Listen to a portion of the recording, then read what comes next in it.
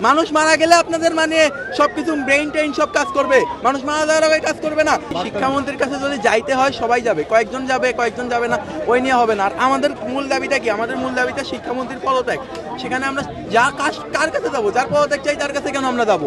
গেলে একসাথে সবাই যাবো, কয়েকজন যাবো কেন? কোনো কয়েকজন যাওয়া নাই। কয়েকজন গেলে আমরা কি আন্দোলন থামাই দেবো ভাবছেন? আন্দোলন কোনোভাবেই থামবে না।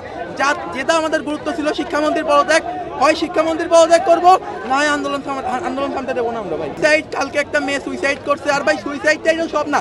মানুষ মারা গেলে আপনাদের মানে সবকিছু ব্রেইন টেইন সব কাজ করবে, মানুষ মারা যাওয়ার আগে কাজ করবে না। উনি কি কোশ্চেনগুলো কঠিন কোশ্চেন বানাইছে, তার মধ্যে ফিজিক্স পরীক্ষার আগে কোনোদিন দেখছেন একদিন বন্ধ দিতে? অর্থনীতি পরীক্ষার আগে একদিন বন্ধই নাই। এটা কি কোন ধরনের নাটক? এটা এইরকম নাটক ভাই আমরা চাই না ভাই।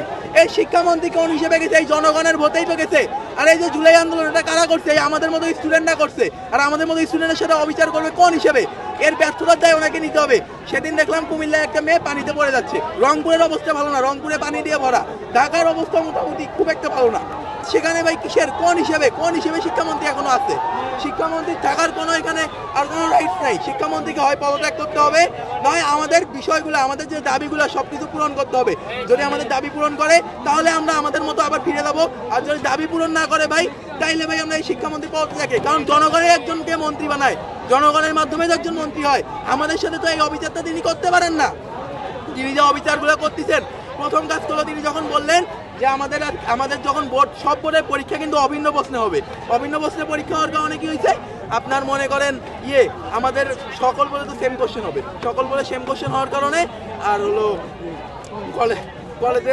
কলেজের পক্ষ থেকে মানে সকল বলে সেম কোশ্চেন যেহেতু হওয়ার কারণে একটা উনি বলছিল যে যদি একটা বোর্ডে বা কোনো জায়গায় কোনো দুর্যোগ বা ঝামেলা হয়, তখন বাংলাদেশের সকল বোর্ডে শিক্ষা প্রতিষ্ঠানগুলো বন্ধ ঘোষণা করবে এবং এইচএসসি পরীক্ষা বন্ধ ঘোষণা করবে।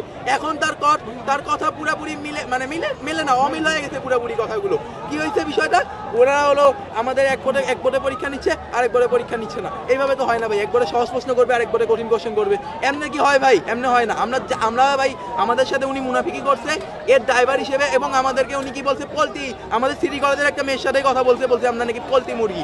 আমরা যেহেতু পল্টি মুরগি, আমরা ওনাকে চাই না ভাই। আমরা পল্টি মুরগি এরকম ভাই মোরগ চাই না ভাই।